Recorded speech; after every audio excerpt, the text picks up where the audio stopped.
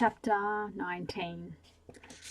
She was dressed plainly in black sweater and jeans. Her dark hair seemed even shorter than I remembered. She was wearing neither jewelry nor makeup, and her face looked unnaturally pale. She was frightened. I could tell that by the shallowness of her breathing and the wide, widen, staring whiteness of her eyes. She didn't know why I was there, or what I might do to her. There was no electrified railway line to keep us apart. She was the one who'd been taken by surprise this time, a man wanted for murder, whom she'd gone some way to ruining, stood between her and the chair, blocking the doorway of the room she'd chosen to hide in. Potentially I posed a grave threat, but she wasn't intimidated. She wasn't about to give way. I had the impression that was the last thing she'd ever do. Not that she need have worried. To her, if to nobody else, I posed no threat. No kind of threat at all. Not now. I knew who she really was. "Hello, Michaela," I said, as calmly as I could, stepping slowly into the room. "What are you doing here?" "Michaela?" she murmured disbelievingly. "Yes, Michaela Lanyon, your name. Until 16 years ago." I glanced around. The room was small, more of a box room than a bedroom. A single window looking out into the street. The furniture comprised a narrow, dust-sheeted bed, a cabinet beside it, a rickety-looking desk stationed beneath the window, and some empty shelves along one wall. The faded wallpaper sported the replicated ghost of a maple Lucy Atwell cherub in pajamas and slippers, with a halo above her head. I gazed at the image and suddenly understood. "And your room," I said, looking at Michaela. "Until 16 years ago." She stared at me for several long silent seconds, then said, "How did you find out?" Ether Jacker recognized you from the photograph. I didn't think your sister would have the nerve to show it to anyone. And I didn't think your aunt would recognize the woman pictured in it. You ought to have guessed. Maybe I would have done, but for the fact that you're not the only one who's been putting me through the ringer these past few weeks. "Why did you kill Constantine?" "I didn't. The police seem to think you did." "You're meant to." "Meant to?" A frown of apparently genuine bafflement crossed her face. "What are you talking about? I was set up, framed by someone who operates even more smoothly than you do." "Who?" "That's a good question." "She took me in by claiming to be you." I saw her start with a surprise. "That's why I'm here, to find out who she really is, if I can." "You're mad." I've had some excuse to be, after everything the two of you have done to me, but no, I'm as sane as you are, and I'm speaking the absolute truth." She shook her head. "I don't think so. Tell me why you're here, Michaela." "I don't have to tell you anything." She made to move past me, but I put an arm to block her path. "Get out of my way," she said, staring at me coldly. "Not until you heard me out. You see, I think I know why you're here. It's because Constantine's dead, isn't it? So it's safe to come home at last, to open the door with the key you kept all these years and walk into the house where you spent your childhood, however much of a childhood that was, with Constantine for a stepfather." There was a flicker of shock in her eyes as the remark registered. "It was him you were running from, wasn't it? Him and the thing he did to you. But running away meant you had to leave Nicky to cope alone and to believe you were dead. You didn't set out to hurt me and my family just because we had what you and Nicky should have had. You did it to ease your conscience for deserting him. Isn't that right?" "Yes." "Well, you know nothing about it," she said grimly. "What did you think when you heard me moving about downstairs? That I was Constantine come back from the dead to torment you? Is that why you were too frightened to make a run for it?" I saw her shudder and glanced away. It took a lot to rock her self-control, but even in death, Neville Constantine could do it. The thought made me feel suddenly and vastly sorry for both his stepchildren. "Did Nicky know Constantine abused you, Michaela? Did your mother? Did she have any idea what kind of man she entrusted you to?" She eyed me narrowly. "Who told you?" she asked, her voice low and suspicious. "Emma Moresco, you impersonator." "And who told her?" "Why, Constantine, of course. Who else?" "That can't be." "But it is. And there's more. Ask yourself this. Why would I kill Constantine? What possible motive could I have? And if I had killed him, why would I come here in broad daylight only a few days later? What kind of sense does it make? Unless Emma Moresco killed him and saddled me with the blame, unless I'm here because I'm hoping Constantine hid some clue to her identity in this house, unless, in other words, I really am speaking the truth. I slowly dropped my arm, but she made no move. Go downstairs and phone the police if you like. I won't stop you, or stay and listen to what I have to say. Why should I? Because you're her victim too. If you let her get away with it, how do I know you're not making all this up? You don't, but you know Constantine's dead, and somehow I don't think you still believe I killed him. I need your help, Michaela. I need to find Constantine's most secret hiding place. I need you to lead me to it. What makes you think I can? I risked a rueful smile. Desperation. A moment passed. Then she took a cautious step back. Her expression softened fractionally. I looked at her. Does that mean you'll help me? It means I'll listen, she said levelly. That's all. But that, of course, was all I'd ask. She heard me out in silence, sitting in the bed, her arms clasped around her, rocking slightly back and forth. While I stood by the window, nervously scanning the street as I described the sinister dance Emma Morosco had led me. I told her everything, just as I told Emma everything, and for the same reason. Only this time I knew the risk I was running. She could refuse to believe me and telephone the police. She could even accept the truth of what I said and still telephone them. Emma, after all, had avenged Nicky more completely than his real sister had dreamed of doing. Why would Michaela side with me against Constantine's executioner?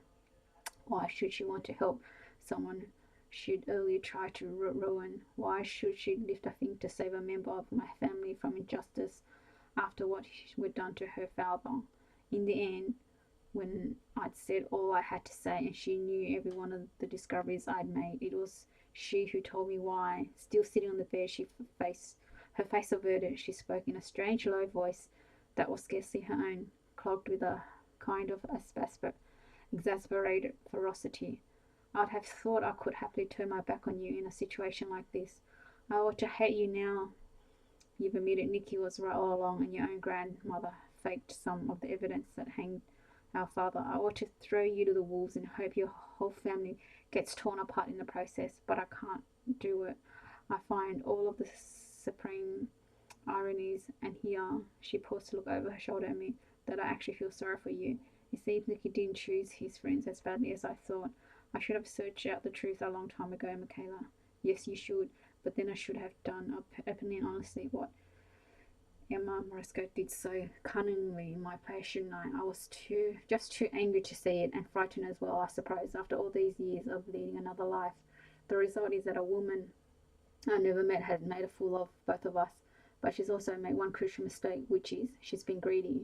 She embarked on this assuming I was dead, and she hasn't allowed herself to be deflected by learning that I'm not. She thinks she can still get away with it, and so she might have done if she'd been content to split this proceeds with Constantine, but she wanted it all.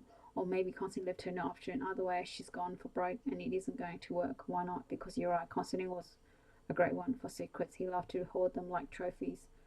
That's why I came here today, to collect his trophies of me. She bent forward and pulled a leather attaché case out from beneath the bed, where it had been obscured by the dust sheet.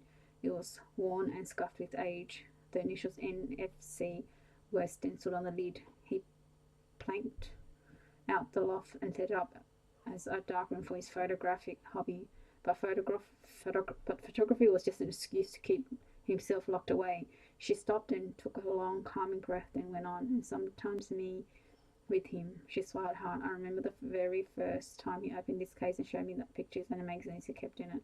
I didn't understand. I had no idea later there were pictures of me in it as well.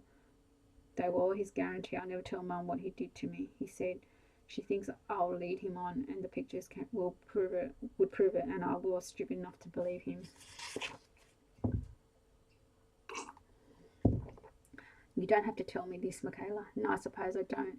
But it's why I could never come back before. You see, I was always afraid Constantine would die and Mum or Nicky would find this and open it and see me. And she gave a long, shuddering sigh. So much fear for so long and for nothing. Now they're all dead, Mum and Nicky and Constantine too. You came here for the contents of the case. I prompted mildly, anxious for her to reveal what I sensed lay behind her words, but reluctant to disregard the years of suffering that skated over. They skated over. I understand. Yes, she nodded, and It was where it had always been, straight away in a panelled recess in the loft. Not locked though, she frowned the thought and snapped open the caches. Constantine must have stopped look,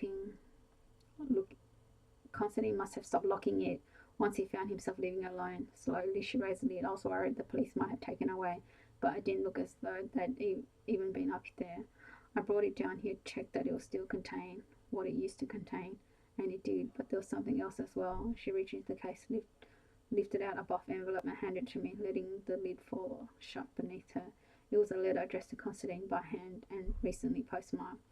The contents felt thin to touch, no more than a single folder sheet. What is it? I asked. See for yourself. But for that, I'm not sure I'd have listened to you. It answers your question, raises a few others. I squeezed the envelope open, I slid out the piece of paper inside and folded it. I found myself staring at a birth certificate, or rather a copy of a birth certificate, issued only a few weeks previously by a London registrar, detailed a birth back in February 1947 and an address in Stepney. The father's name was recorded as Edmund Abraham Tully, the mother as Alice Jane Tully, formerly Graham. The child was female. Her first name was Simone, her second name Emma.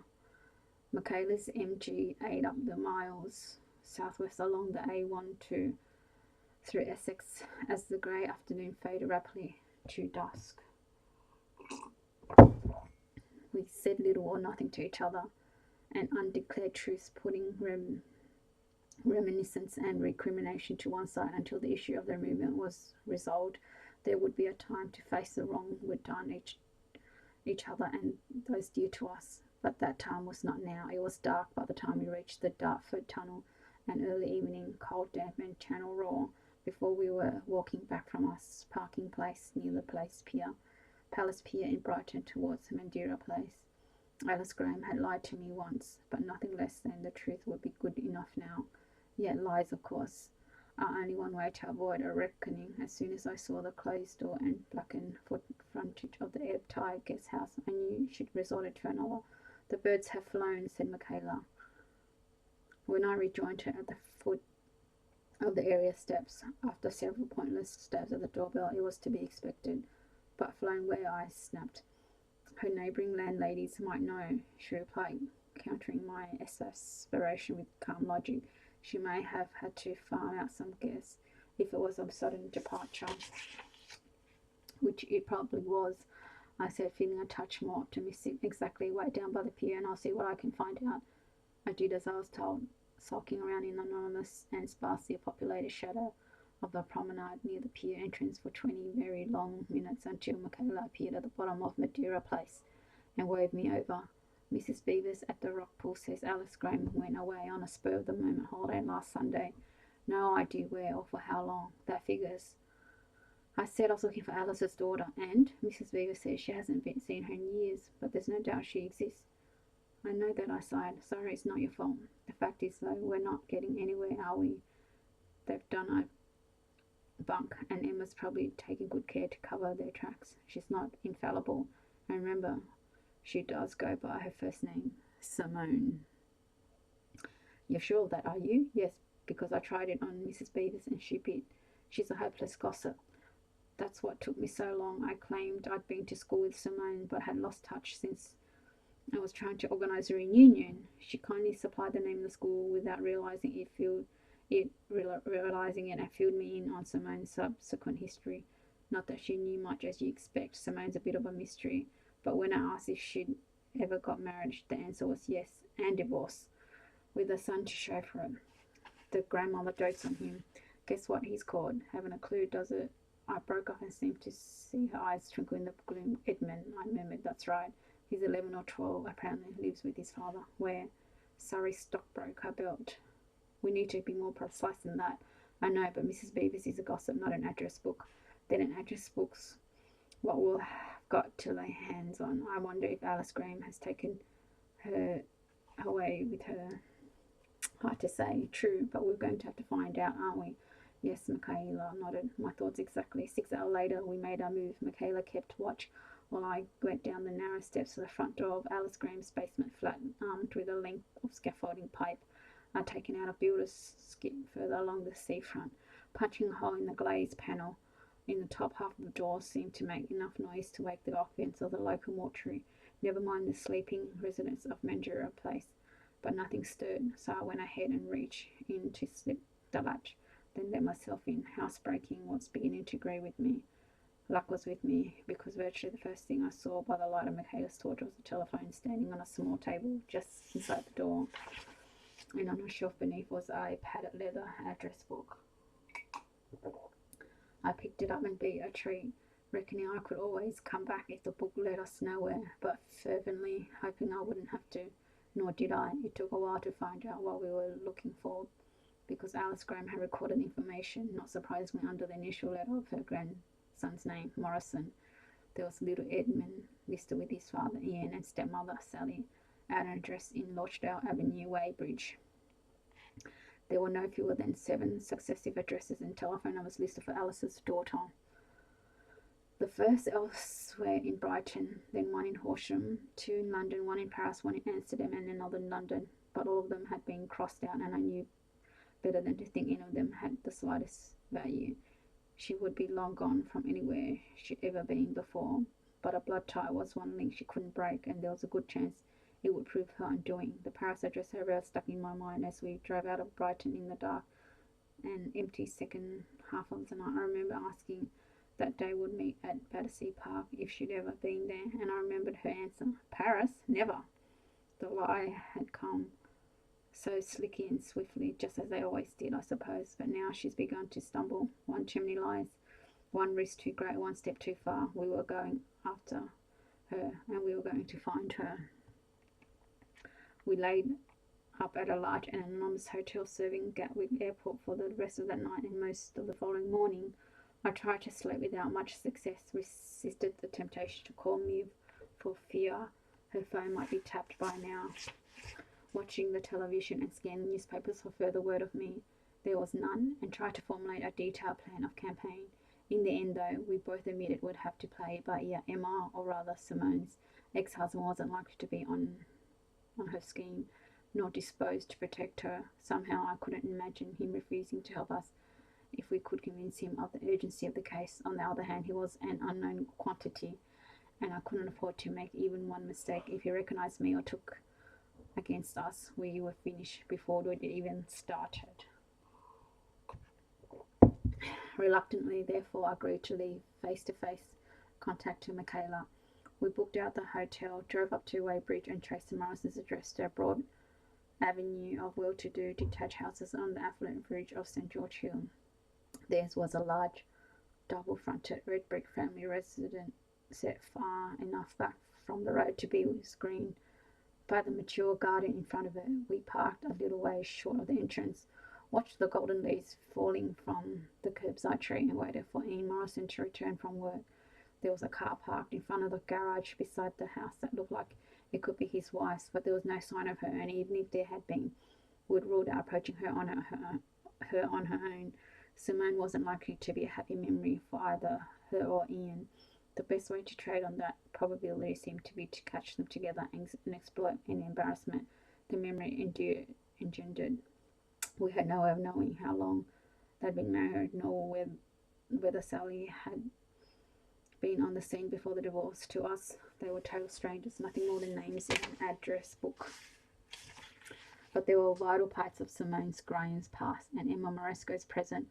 We didn't have to wait as long as we'd expected, because well before any school children started trailing home, a stocky, fair-haired man of about 40, wearing a dark suit and overcoat and carrying a briefcase, came striding along the road from the direction of the railway station and turned down the Morrison's drive.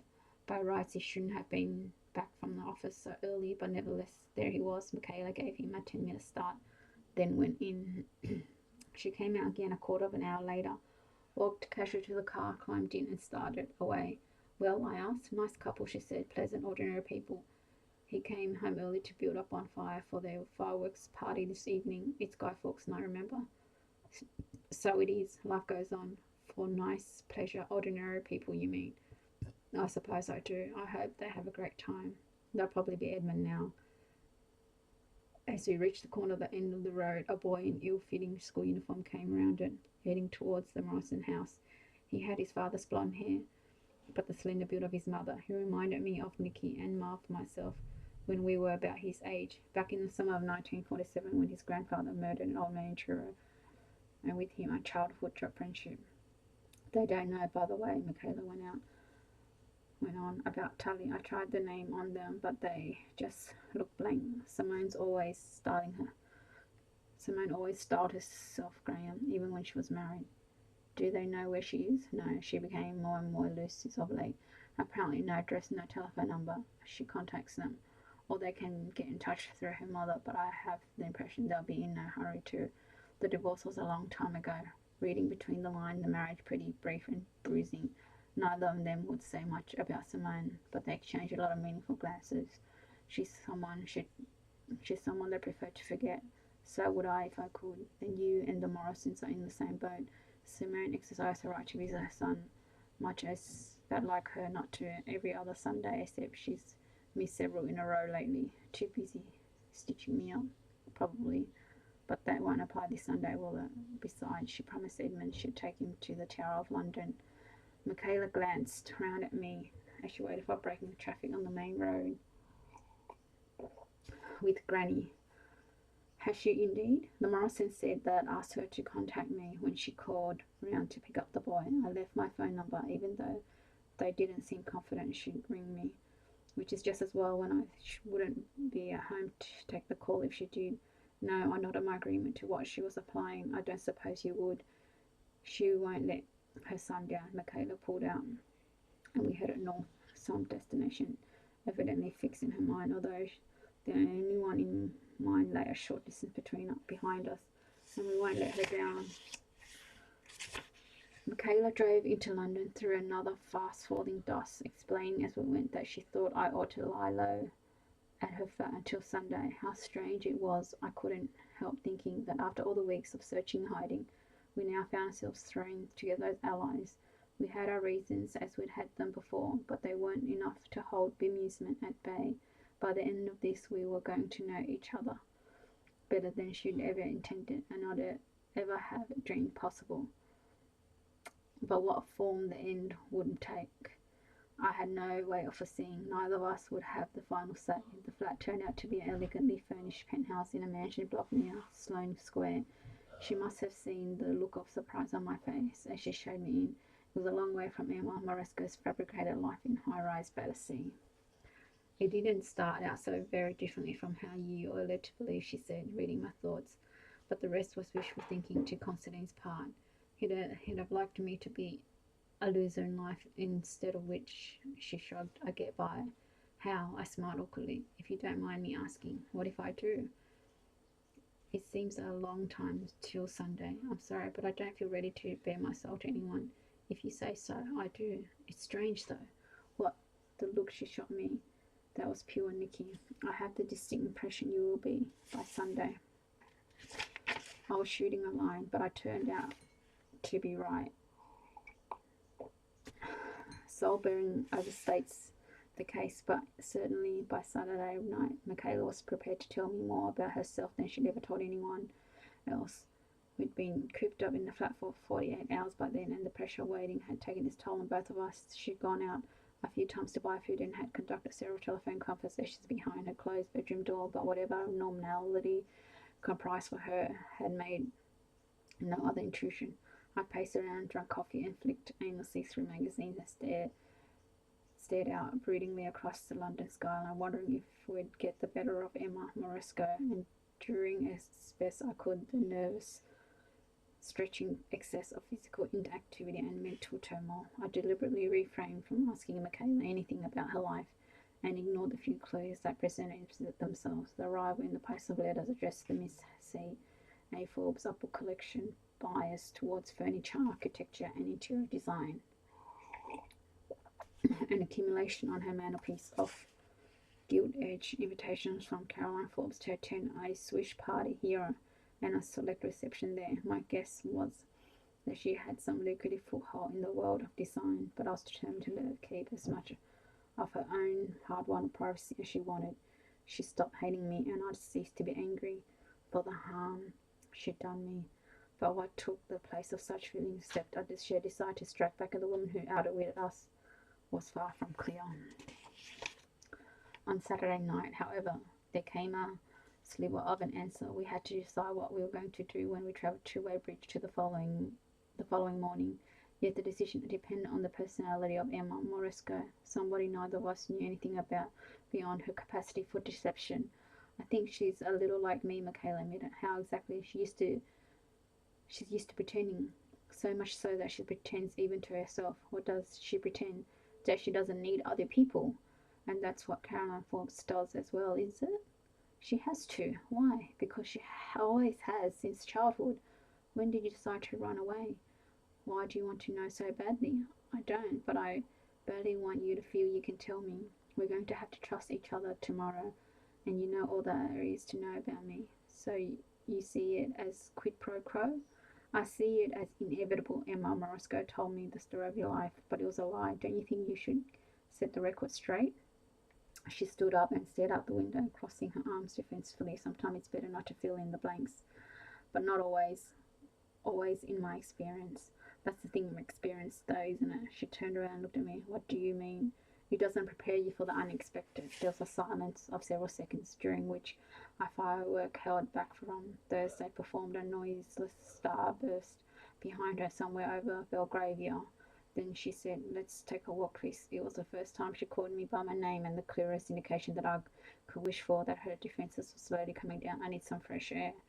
So it was that I learned the truth about Michaela Lenya at last, walking along Chelsea Embankment at midnight with Battersea Park facing us darkly across the Thames. And with the truth came certainty about what I had to do. The reckoning was drawing close as we left the riverside, but I was ready for it. Thank you for listening.